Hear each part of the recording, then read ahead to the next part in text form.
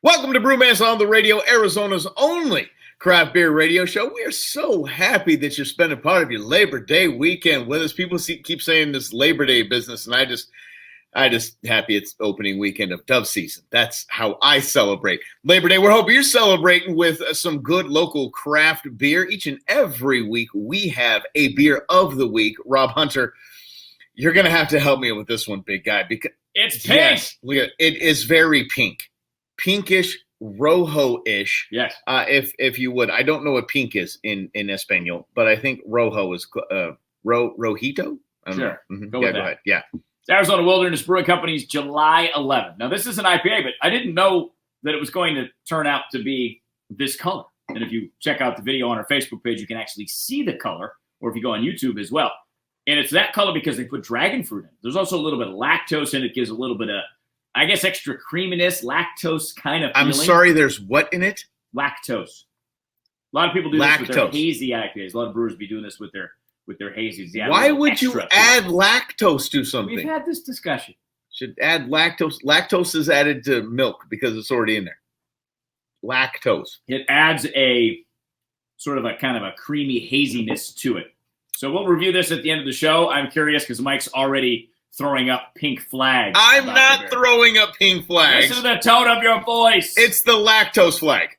Let's be honest. I don't care what it looks like. I really don't care what your beer looks like. I don't look at that and go, oh, look at this. It's got a nice little blah, blah, blah. No! But it's only a touch. It should taste good. It's not a lot, just a touch. Just a touch. Okay, look. People like yogurt. I don't eat yogurt because it starts with a culture.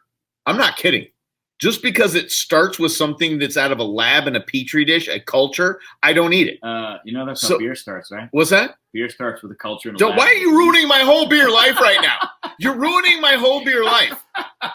It doesn't start with a culture. I've seen it. It starts with water, and you put the stuff in. Oh, and then you put the culture in it. Okay. Then you don't put a culture in it. It's science, man. We saw it. You're ruining my whole beer life right now, man. No, you ruined it on I did no such thing. I didn't bring up that. You could have just said, on a side note, listeners, Mike does not know that there's a culture in beer. That's all you could have done. I would have been blind to it. Ignorance is bliss. Out of your head. Just take that fact out of your head and don't let it freak you out. That's terrible. Okay. All right. We're drinking pink beer. We're drinking pink lactose beer. But as Mike said, it is Labor Day. So it's like, the question is that we had here at the Brewmance is, did we even have a summer? Sure, It was hot here in the valley, the sun. It was like 110 every single day. And even though I didn't do jack squat, the summer went by really quickly. I was like, here we are, Labor Day already. Great. What did I do? Half the nation doesn't know what day it is. Yep. So I don't know about it going quickly. As far as we just missed most of this year.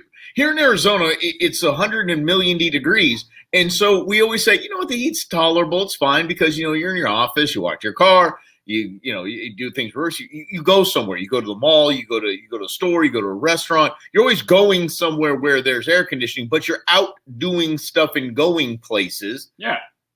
This summer, we didn't get to do that. The places weren't open. And if they were, it was just a crappy experience to go because everyone had to wear masks, where only COVID lives from the door to the table, and then the COVID doesn't live at the table. So you could do that, but it was still a junky experience. The reason why we didn't have a summer is we didn't get to do anything. You didn't get to travel anywhere. You didn't get to go on summer vacation. And by the way, summer vacation started for the kids 2 months early. I can go on and on for days. Yeah, but I try to make the most of it because I've spent more time in my own house than I ever have because I didn't go anywhere. Usually I have at least one trip in the summer, get out of town, and then there's several weekend trips as well because, why not? And that didn't happen this year. So a lot of weekends spent just kicking it in the house. Because Rob's a dink. That's why. Because Rob's a dink. He can do that. Because when he says, why not? Guys like me go, because we can't. Because there's baseball and the kids got swim meets and we got to do us and stuff. Rob's dual income, no kids. Yep. So it's like, I'm out of here. I'm gone. I'm out. Yeah, well, but I didn't do that this year. So I lived like a more normal life, and it was fine. I was like, all right. It's not what I prefer, but there wasn't much I could do about that. So I've been working on a side project, and that's kind of where I spent my weekends. And it's taken a lot of weekends, and I'm still not done. Exciting. Yeah. So here we are in Labor Day, and usually people do Labor Day trips. People do Labor Day barbecues, and we're told by our government that we shouldn't be doing the barbecues, that we should do, we should even plan on Zoom Thanksgivings coming up, and you shouldn't have people over your house. They're robbing us of essentially what is, not here in Arizona because summer goes through, I don't know, November. They're robbing us of our last weekend of summer. Usually this is it. And it's now being taken from us. I would love to see what sad. The government officials are doing this weekend with the extended holiday. Where are they? So they're the ones making the rules. I know. And they're the ones that seem to be violating the rules the most. Just throwing that out. I know what they're doing. They're having fun, and they're doing stuff they're telling us not to do. I guarantee they will. That's what. Look at. They have spent a year shutting down our craft beer industry, just eviscerating our bar industry, and don't even get me started on schools. As a parent, I can go on for days on this whole school thing, but they're just as tired of it as we are. They're tired of trying to live up to the standard that they're demanding of everyone else, and they are out having a good time. I can almost guarantee they're out having a good time. So that means if you feel like having to go get a good time, go have a good time. Please. Yeah. I want you to. Look, that's the whole thing. We're adults. The problem is partially that our leaders, I'll say that in air quotes, don't treat us like adults. They treat us like children. I mean, how many times have you been told to wash your hands since March? Or your whole life, if you have. Wash your hands. Thanks. It's like telling me to wear a seatbelt. I do it. You don't have to tell me to do it. I think that's the part that annoys me because we kind of gravitate towards what some would call the lowest common denominator and say, that's how we need to treat everybody. I'm like, no. The stupid people. But that's why schools are ridiculous in this country because you always teach to the lowest common denominator. So the really smart kids are like, oh my God, this is so boring. And they act out and all this other nonsense. So it's a wonder why people are acting out is because you're not treating them if they're capable of actually being an adult, being responsible.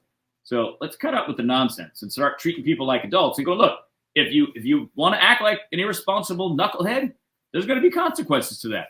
Deal with it. Let me give you an example.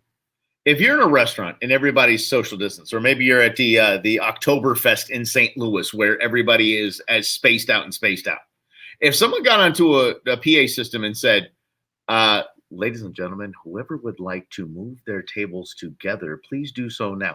Everyone would start to move together and congregate and speak to each other and introduce to each other because they want to be an adult. They want to be treated like an adult. They want to make their own decisions. And that's what we've been preaching. If you just let us as adults make our own decisions, our craft beer industry would still be booming. Our bar industry would be booming. And we wouldn't be having these problems at all. Period.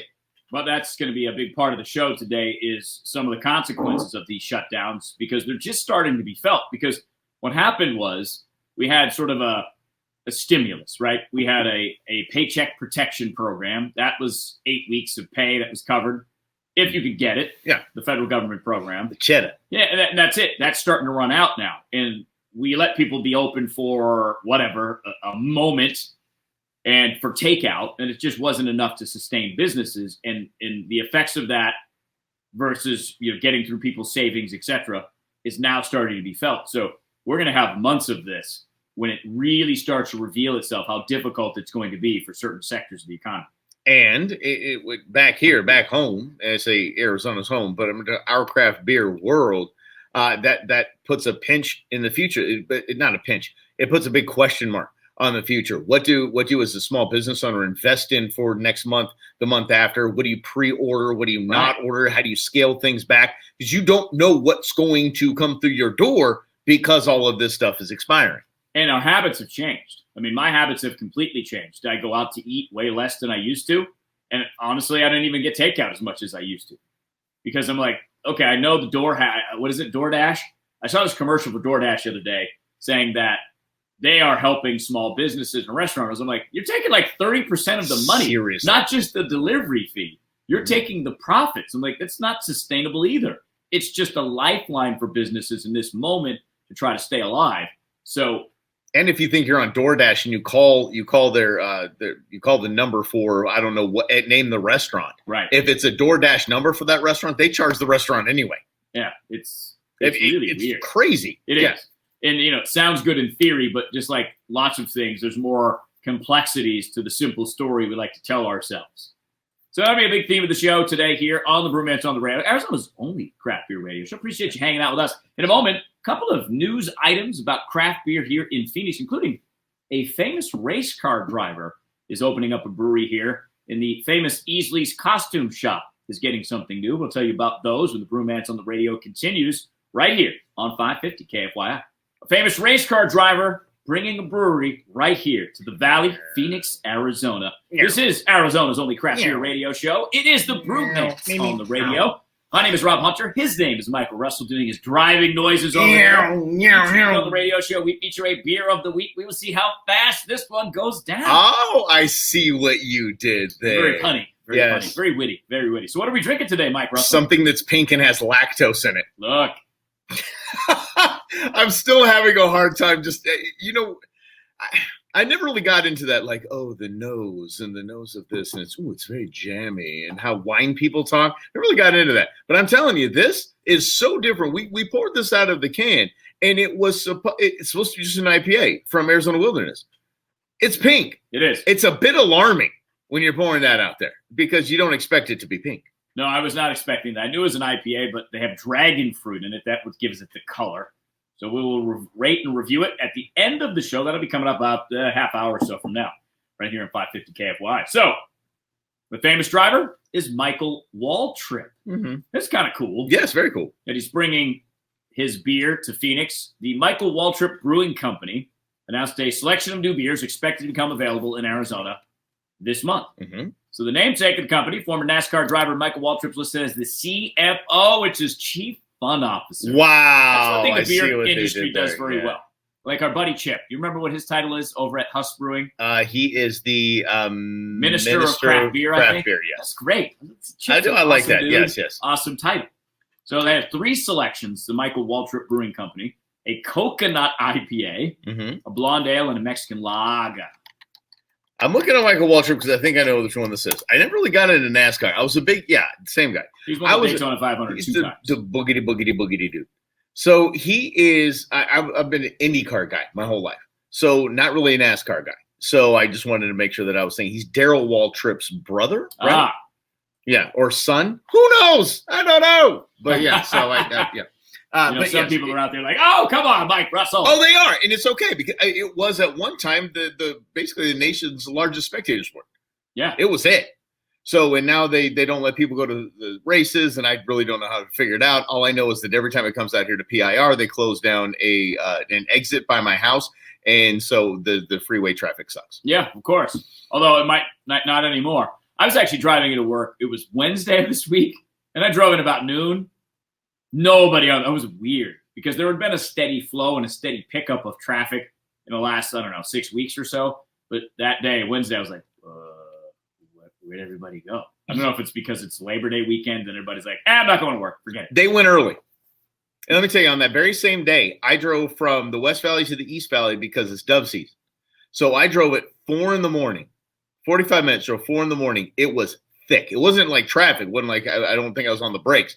But I mean, there was a lot of people, more people than I've seen in a hot minute on the freeway. So, and they weren't rolling out of town. It didn't seem. So it just seemed like they were going to work. So I think as you rolled in around noon, they were already at work. Yeah, it could be. But, I usually come in between 10 and noon, depending on the day, because we're on in the afternoon here at 550 KFY from 4 to 7. So, do you have a steady flow of traffic? Usually if I come in at 11, it's pretty, it's not bumper to bumper. It's like cars. No, not.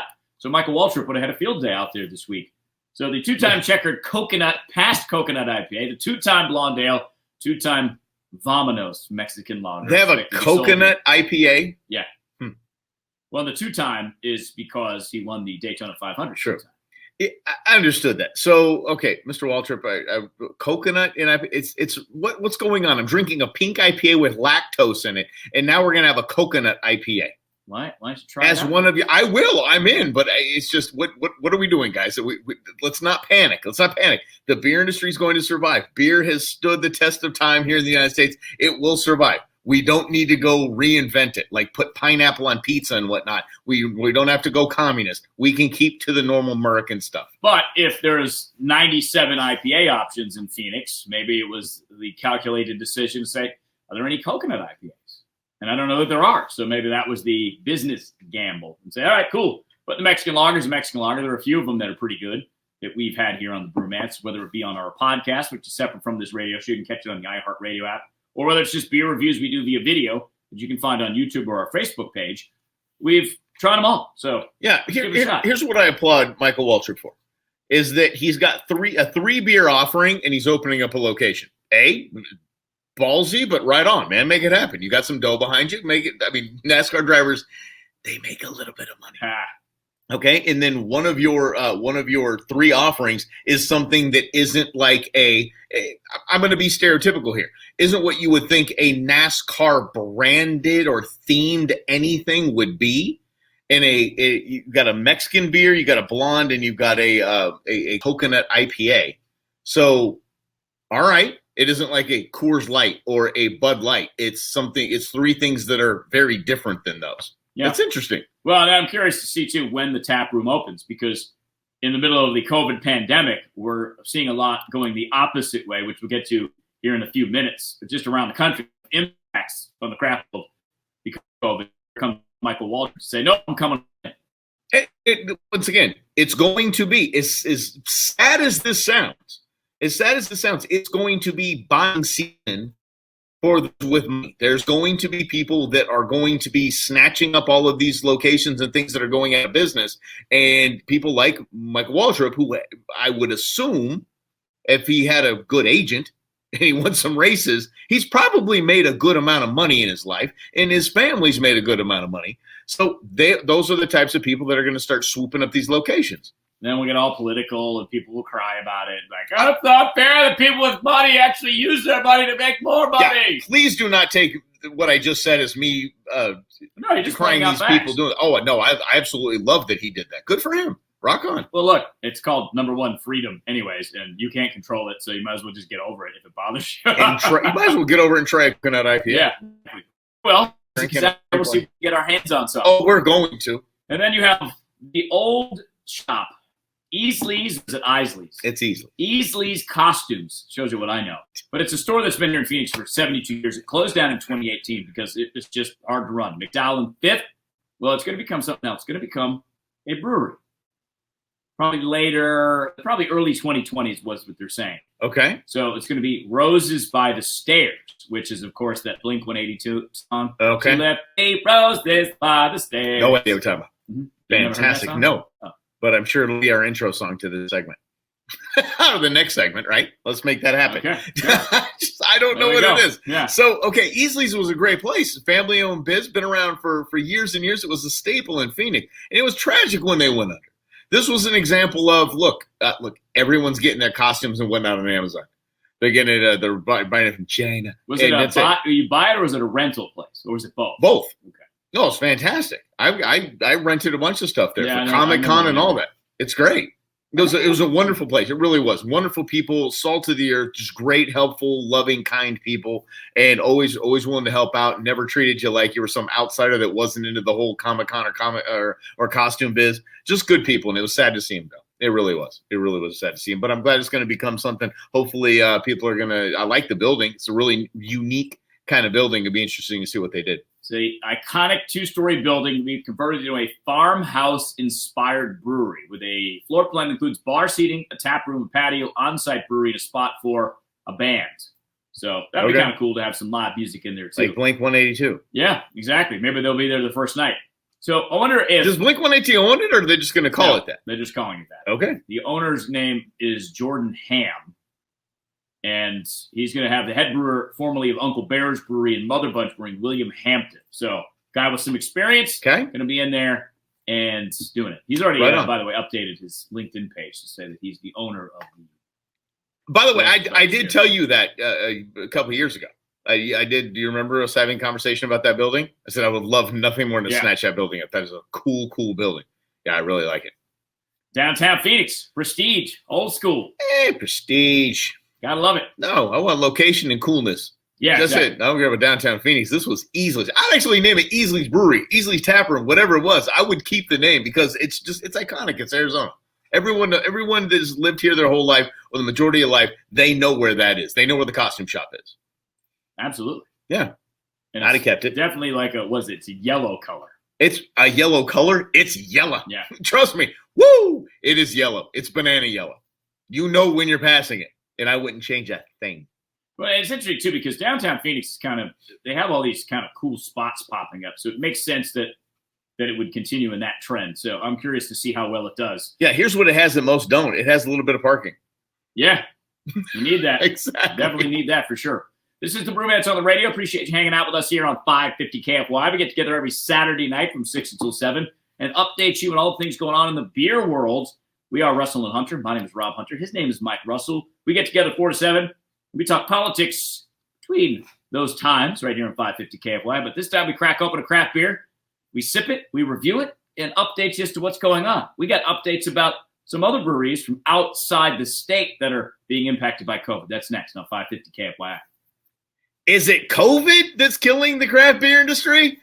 Or are it? How about that? Or is it? I'll have a drink of this. Or is it employee practices? Welcome to Arizona's only craft beer radio show. Is Brewmance on the radio? He's Rob Hunter. I'm Mike Russell. We have a beer of the week this week from Arizona Wilderness Brewing. It is an IPA, and it's pink, and it has lactose in it.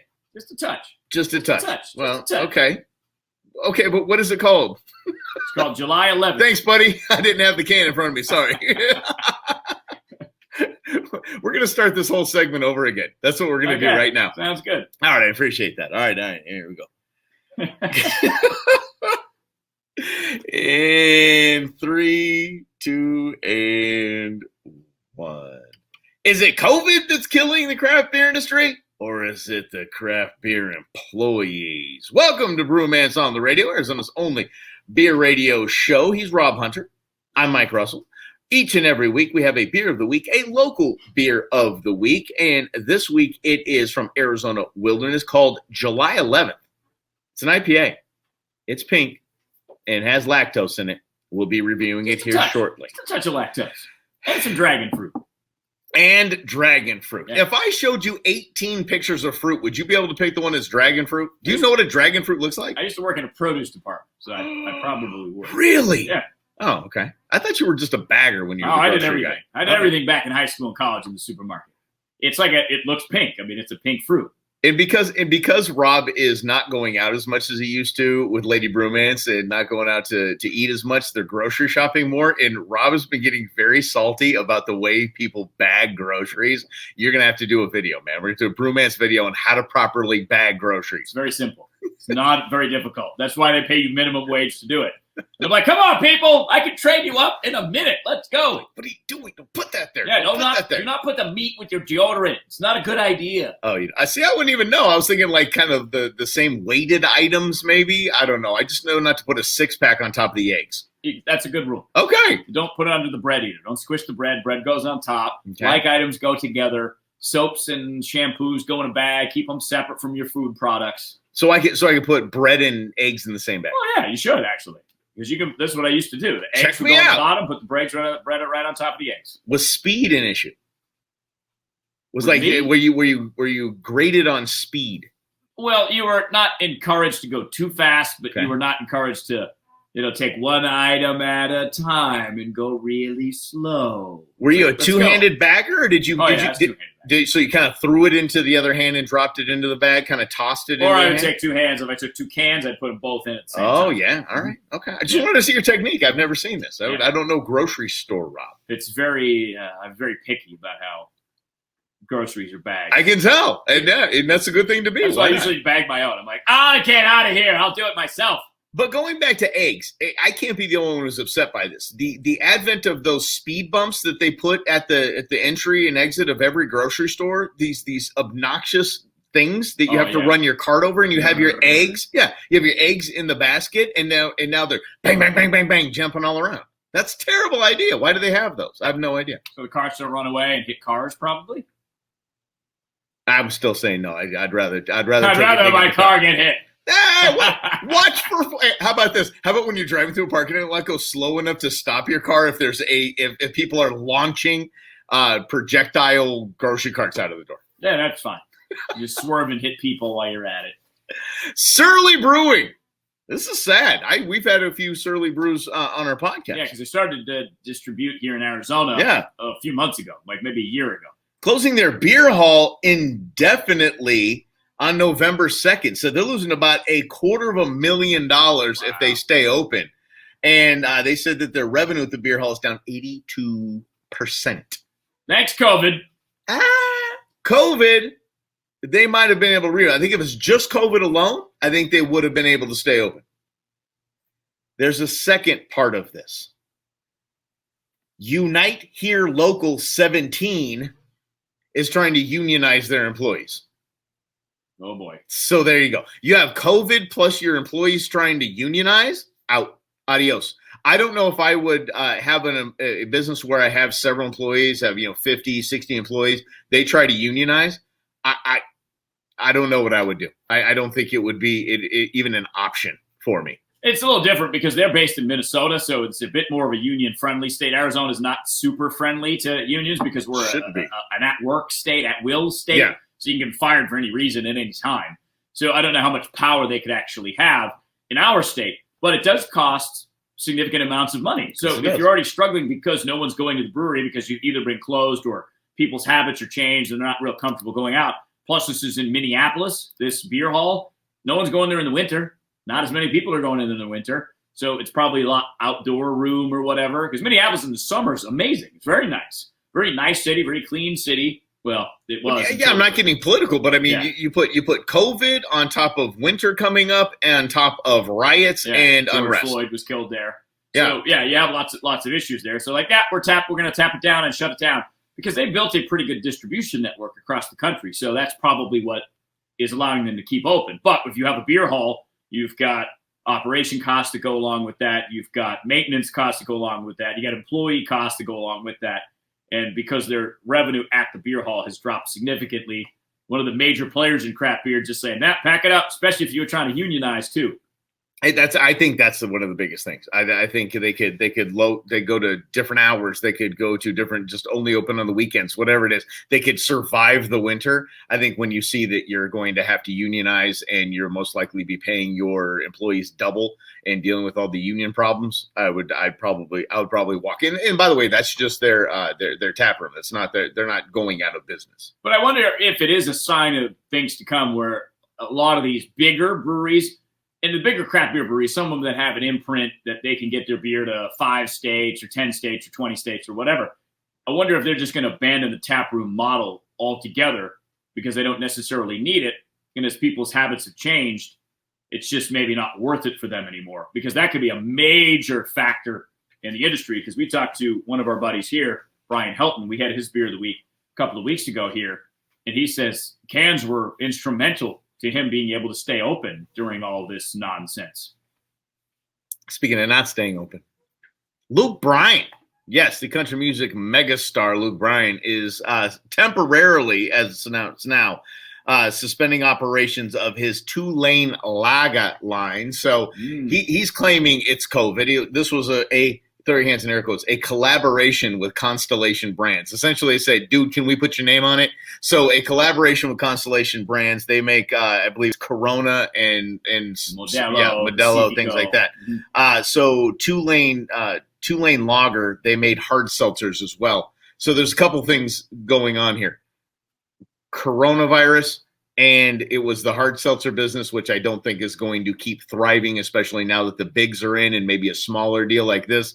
I don't think I think there's more at play here than just temporarily. I think they're out of it. Well, and that, COVID gives a lot of cover for that too. Just be like, okay, great, we'll just cut and run now because no one will expect it and it won't be that disappointing, or it will be less impactful because you can use that. But it's still, again, lack of business, lack of competition. So if there is a continued growing seltzer market, there's one less seltzer in that arena. So it's just more avenues for the bigs to take over and sort of crush the competition, if you will. The bigs can have the seltzer market. I love it. So let beer snobs that are drinking seltzers go, well, I'm not going to buy that if it's an AB InBev product or Consolation. Go for it. Yes. Kill seltzers. Yes. I hate seltzers. I don't know why. You're not going to drink them. You're not going to drink them. I don't know. Like, okay. You're like, you've mounted a war again. You're like, seriously. It's Braveheart right here. I'm gonna get the face paint and everything, man. I'm taking it. I'm taking seltzers on. I just don't. I don't like the White Claw Wednesday stuff and Instagram boyfriends and the like. So, Instagram. It used to be a fun platform to look at. Now it's just like, okay. That too, like the NBA and the MLB and Major League Soccer and NHL, and everything's gotten political. Like, everything doesn't have to be political, y'all. Some things should not be political. What year did White Claw Wednesday become a thing? 2020. Exactly. What happened in 2020? It's because of White Claw Wednesday. It's because of the seltzers. I think that's a bit of a stretch. Nope. Not in my world. Not in my world. Nope. It's on the claw. It's not tough to draw a line. 2020 right sucks, not because of Corona, because of the claw. Wait, look at all the unrest in all these cities and people breaking the law and get away with it because there's no laws when you drink into claws. That all started this whole nonsense. And it seems like some protesters would be drinking some claws. Let's be honest. They're out there like, goodness. Claws! The hipsters with the skateboards. Yeah, they're claw drinkers. Yeah, because the craft beer crowd, we just want to go hang out at the brewery and kick it over a couple of beers, IPAs, stouts, whatever your preference is. Have a chat, have a conversation. Mm-hmm. That's what the best part about the brewery is, going in there and hanging out, meeting new people. We're not like, let's go take it to the streets. Burn stuff. There's too much good beer here. We're good. Let's just hang out. And yeah, they got to think with the Molotov cocktails and stuff to stop wasting good alcohol. What are they doing? Stop! It's not good alcohol. It's Schneebly's vodka or whatever. Oh, okay, yeah, all right, okay, yeah. I guess good on me for not knowing how to properly make a Molotov cocktail. So yeah, I don't know either. I just saw a bottle with something I'm like, or alcohol based that you could light on fire. What's the one you Everclear? You could light that on fire. You could put that out in the sun in Arizona and it would light on fire. Yeah, exactly. Yeah, I'm surprised people in the news media here don't do that. Like, well, look, instead of frying an egg, we're going to try to blow up something. I'm sure they've tried. I'm sure they have. I'm sure if you know anything about Arizona media, especially the TV news media here, it's they've tried. I promise they've tried. In a moment, a 15% beer is this week's Beer of the Week, plus our beer review of Arizona Wilderness Company Brewing Company's July 11th IPA. It's next on the Brewmance on the radio here on 550 KFY. It is time to review our beer of the week from Arizona Wilderness. It's called July 11th. It's an IPA. It's pink. It's got dragon fruit in the brewing process. What we'll else? Get to that here in just a few moments. It's got a touch of lactose, Thank you. Mike is very sensitive to. Having a hard time with lactose. Lactose beer intolerant? I don't know. I'll see what my tum-tum feels like a little later. Get to that here in just a second. My name is Rob Hunter. His name is Mike Russell. You might know us as Russell and Hunter. If you do, appreciate you listening to us 4 to 7 right here on 550 KFY. This time, we put kind of our political opinions on the shelf, and we shift gears to our opinions about the beer world. We want to share with you the awesome craft beer world that is in the Valley and across the state of Arizona and across this beautiful, beautiful country of ours, the United States of America. America. Yeah, we do beer like nobody else does beer. There's no question about that. It's true. So I wanted to share with you our weird beer of the week before we review this beer, just because it is a 15% barrel-aged imperial stout in 16-ounce cans, Mike. Oh my gosh, we talk about night beers a lot. That is a night beer. That's going to send you night. It is look. I'm all about it. If it tastes good and the alcohol doesn't kick you in the teeth, you know the higher ABV beers, you smell it. Whoa, oh yeah, man. And you can taste it, and the alcohol taste. Yeah, the alcohol taste. It doesn't taste like beer. It just tastes like you're drinking spirits. And in that case, I'd rather just have some bourbon or some Irish whiskey and just call it good. Well, this might be that middle age, right? That barrel-aged imperial stout from Oakshire. But you think about this: a 16-ounce can. It's like half a bottle of wine. You pour it in a glass. There you go. It is called Cream. Coffee rules everything around me. So this might be right up your alley. I might be all about it. I don't know about that. How many cups of coffee you drink a day? I don't stop drinking. So I have some right here with me. It's 6 in the. I have some right here. I have no problem with that. Yeah. All day. Yeah. It's balance. Yeah. So, but I'm looking at this. I'm trying to look at this. The Golden Drock This was what I was drinking when I was on a cruise. It was a quadruple. Oh, a Belgian quad? Quadruple, a Belgian quad. Mm-hmm. And I was trying to see the ABV on that because that was a night beer. That was 10.7. So that's not even touching what this beer of the week is. That's crazy. I had a 19% ABV beer once, and it was really good. It was dark. It was I don't remember if it was a porter or a stout, but it was in that class. Obviously, these friends of friends out in LA had a bottle shop that they recently sold. But he's like, all right, before you head back to Phoenix, you got to try this beer. It was like graham cracker. Oh man, it was good. It was heavy, but it was good. But it didn't taste heavy. You just knew it was heavy. You're like, ooh. And good for you for remembering what it tasted like. Yeah. You know me. You know my short-term memory is shot in my old age. So I mean, it's I would not remember that kind of beer. I would not. I think I had it. See, Did I have that, Rob? Yeah. How many times do I ask you that, Rob? Have I tried that? Sure. What's what you need, like a beer checklist? Yes. I know they have Untapped, but I used to do Untapped for a while. It just became so time-consuming. Yes, it is. That I would forget I was drinking a beer in a brewery. And I'd be sitting there with either Mike or Lady Brewmance or some other friends or whatever. I'm like, hold on. I have to rate the color and I have to take a picture of it. I have to upload it on Untapped. And I wasn't paying attention to the conversation. And the conversation was more important than the actual posting on Untapped. So I just did whatever. I've tried a lot of beers. Big deal. Yeah, there's got to be I've tried this beer app. I'll look into that. Yeah. I'll see if we can get that. We'll post it on social media or whatever. Or not even check it off. I mean, you're just like, okay, it's either the state, it's the style, or state and style, whatever. And you can just say, I've had this beer. Here's what I gave it on my own thing. And I don't need to share it with everybody. Look at the score I gave it. No. Definitely some beer nerds out there. Yeah. Here's another weird beer for you, just because we have some time. Why not? Go for it, buddy. Watts Brewing, which is in Washington State, they've introduced the Pina Colada IPA. I like that. So they say with everything going on, COVID, we needed something a little lighthearted. There will be plenty of time to debate the relative merits of crystal and biscuit hops or fine-tune the amount of free amino nitrogen in the leaf cutter. But right now, let's do something fun. And by fun, I mean hoppy. To that end, let me introduce the Pina Colada IPA. Because that song's in my head now. I know. Do you know what the song's called? No idea. Because the Pina Colada song is called Escape. See? Yeah. And it's a really creepy song when you listen to the words, and even creepier if you look at the music video with the Rupert Humperdinck or whatever the heck his name was that sang thing. He looks like a creepy science teacher, high school science teacher that has like a van with curtains in it. He looks like I would pull my kids closer to me as he looks like a creepy dude. Rupert Holmes. Yeah, that guy. 1979. Mm-hmm. It's a damn good song. Jack Johnson did a great cover of it. Oh, the Jack Johnson. It's a good cover. I don't know if I've heard it. Yeah. Because I always it's on the playlist. We'll talk about it. Yeah. I do like Jack Johnson, but the Pina Colada song, I'm like, Because it's creepy. It's about a dude who's laying in bed with his girlfriend. He's like, I'm going to go have an affair via the newspaper. Yeah. And we're going to meet at a bar. Right. And then find out she was trying to be sneaky too. And look, you like pina coladas, getting caught in the rain, making love at midnight. Who doesn't? I mean, what if you do all three of those things together? That's a good night. That'd be like some weird Kama Sutra craziness. Like, we're doing this, hold on, and drink, and please rain, please. And now you can add the Pina Colada IPA instead of just the Pina Colada. Wait, it's not midnight yet. No. It's not. Stop, no. I can't hold this pose forever. I'm going to have to make more Pina Colada then. No, because that'll make it worse. I can't stand up straight if I have too many Pina Coladas. I've been married 17 years, so it's like, forget this. Let's go in and watch a movie. This is dumb. If you like watching movies on the couch at home. And then we become the song. Time. We become the lyrics of the song.